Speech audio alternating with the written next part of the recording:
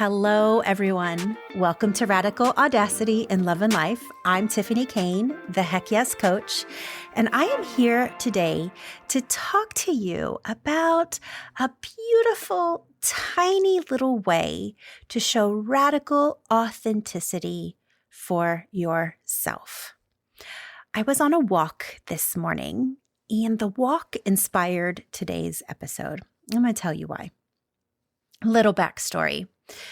I have changed my workouts up. I've been doing HIIT workouts, high intensity interval training. And those of you that listened to the episode earlier in the month heard me talk about how I'm really on this self-care, healthy living place right now because I kind of let some of my self-care go with this entrepreneurial journey that I'm on. So I've been doing these HIIT workouts, high intensity interval training, but I have a fractured back. And so I was doing my workouts, low intensity, but making sure I'm doing them almost every day. So I have done them 4 days in a row this week. And last night I was in massive pain, like beyond sore muscle pain, just a massive pain. On top of the fractured back, I do have fibromyalgia. If any of you that are listening have fibromyalgia, let me know. Reach out to me. I want to hear how you are managing your symptoms. In this episode, I'm not going to go too deep into fibromyalgia. But for those of you that don't know what it is basically your nerves are hyper sensitive, and it causes all kinds of issues in your body. I have major digestive gastro issues. It can cause problems with your skin. It can cause problems with your joints, and it basically causes a lot of your muscular systems to feel a ton of pain. It can be very debilitating. I manage my fibromyalgia with diet, exercise, sleep, things of that sort. I try not to medicate for it. Okay, so that was just a tiny little bird walk about that. So anyway, my fibro flared up last night, and that really was my body saying, you need to take it easy. Doing another high intensity workout is not going to be good for us. We are not happy right now. And so I realized this morning that I needed to do something a little bit different. So I decided to go for a walk, and just a nice restorative walk. No high intensity, no raising my heart rate, no going up hills. Now, I live in an area with a ton of hills. And so usually when I go for a walk, I'm getting a massive workout. These hills are pretty darn big, pretty intense. So I knew that I needed to find a place where I could have more of a restorative walk, still get my exercise, still get my movement, but have it be restorative. There is a lovely walk by my son's middle school that I used to take my children on, this beautiful trail. I used to take them on when they were little, and whether we were in a stroller or scooters, it was a beautiful trail, goes past a creek, lots of trees, shady, very well maintained. And so I thought, oh, this is perfect. I'll drop my son off at school and I'll go for a walk after. And I did, and it was so lovely. And this walk was so restorative in so many ways. The day was gorgeous, crisp, clear, blue skies. Temperature was around 50 degrees. A ton of people were out on the trail walking their dogs, babies in strollers, elderly people walking, getting their morning walk, because it's a really nice place to do that kind of stuff. And everybody was friendly and saying hello. I had my earbuds in. I was listening to a book on Audible, and it was perfect. And about a mile into the trail, there is a tunnel because the trail goes under a major road. And so there's a tunnel, and it's always been a corrugated steel tunnel, under the concrete of the bridge. My kids love that tunnel. We went there, I can't tell you how many times, and just jumped around, and they got to yell and scream and hear their echoes and be little crazy wild munchkins inside that tunnel. So it's always been a bit of a favorite place. I always love walking to the tunnel.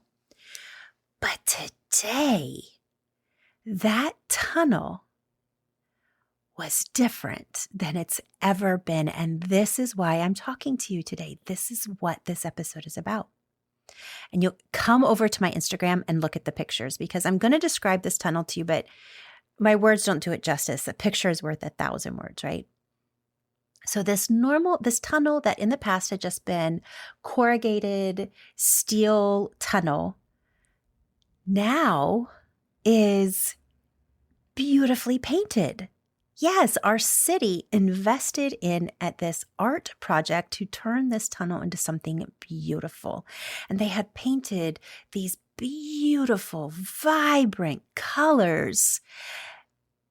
And the tunnel was utterly transformed.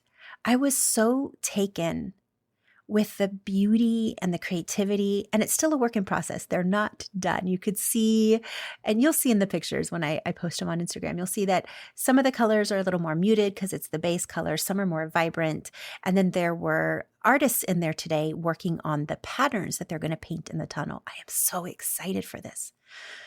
But here's what struck me. And here's what I think applies to all of us as we try to live a more radically audacious life, as we try to be audaciously authentic to who we are. I think often as women, we think we have to just be that corrugated metal, right? It's fine. It's a good support system. It holds up the bridge. It does its duty. It does its service. You know, the kids have a blast in there, but it's gray and drab. And I think sometimes we feel like as women, or as people that identify as women, the gray drab life is just the way life is, that we are expected to be steadfast and strong and, you know, the place that holds the bridge up, the place that, like, we are supposed to be the people that holds everything up, the safe place, the protected place. And we have all of these roles that we think we need to have in life that often create a drab life.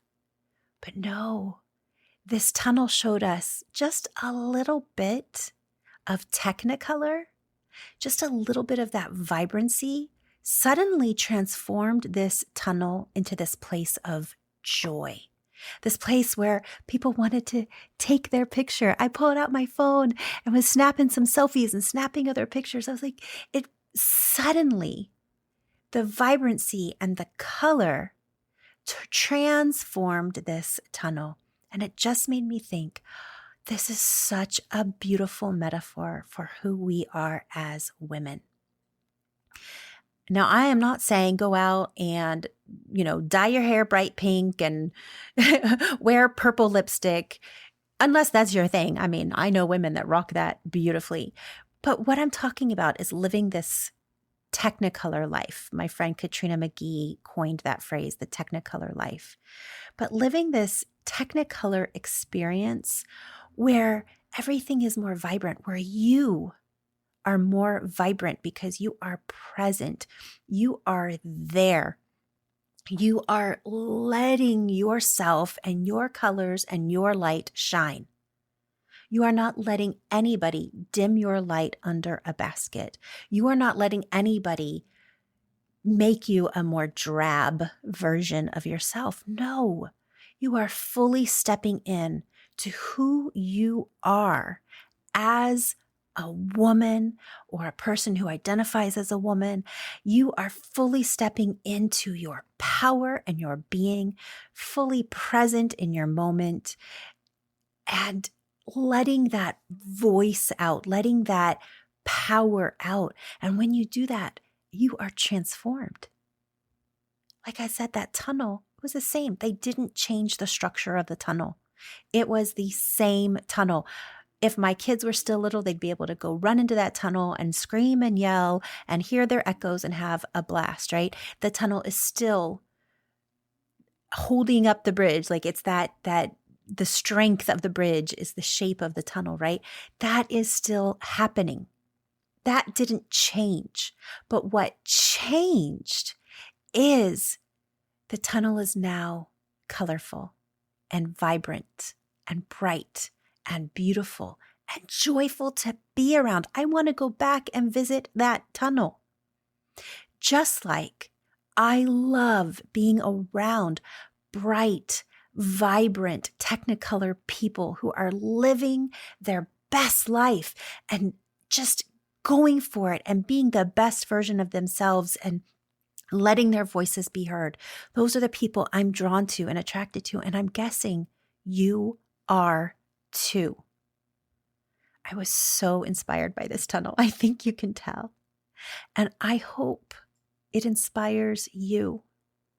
I hope that today you find some way to find that Technicolor version of yourself. Let go the drab gray. Let go of the shoulds. Oh my God, I've got to get up in the morning and get the kids ready for school and take them to school and head off to work. And I've got everybody at work wants this of me and that of me and this deadline and that deadline. And then I've got to leave work and pick the kids up and make the most beautiful dinner possible and get my kids off to their different sporting events. And I got to volunteer for this and I've got to do that. And I've got to be here for this person and fall in bed exhausted at night and get up the next day and do it all again. So many times we get caught in that drab cycle of I have to do it all and be all of these things for other people, instead of finding the vibrancy inside yourself and doing the things that are authentic to you. Now, taking care of the kids and feeding the kids, that's all important. We've got to do that. I am not saying throw the baby out with the bathwater, right? I'm not saying stop feeding your children. But is there a way to make dinner a little bit more simple and fun? Is there a way to have your kids do some of the chores? Is there a way for some of the prep work to go on, be what your kids do, the chores, the dishes? Is there some way you can bring help into the house to help some of the more mundane chores that are taking your time and energy that don't allow your creativity to shine through?